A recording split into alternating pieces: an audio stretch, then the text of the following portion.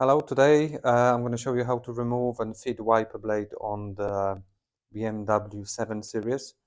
That's E65 and E66 long version model. It's quite easy and it's very specific wiper blade. It has a spoiler and two 25-inch long blades. For this model of the car, if you're in Japan or UK, this will be same wiper blades as on the left-hand drive. So left-hand drive and right-hand drive car got exactly the same wiping system. On this model, BMW decided to not move it from right to left.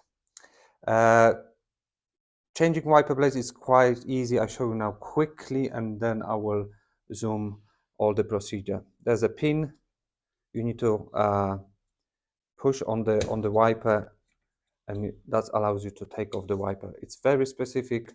Only this model got this type of fitting. Now I'm going to fit it back. Push, job done. I'll show you that now in details. Okay, can you see that pin here? This one over there. You just need to lift it and that takes the wiper.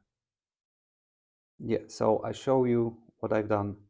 There's a latch like this and I just pull it against wiper arm, this one.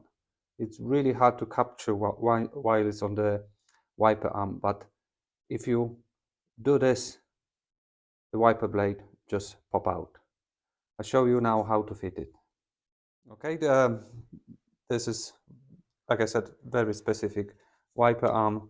That's the wiper blade with the pre-fitted adapter you need, and this bit. This bit goes here on the adapter. The other one go underneath. So all you need is here. You see there's a gap now, and you need to push the wiper down, and now it's secure.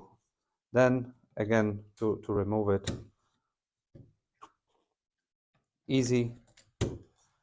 I hope that video was useful and help you change wiper blade on your BMW 7 Series. Thank you for watching.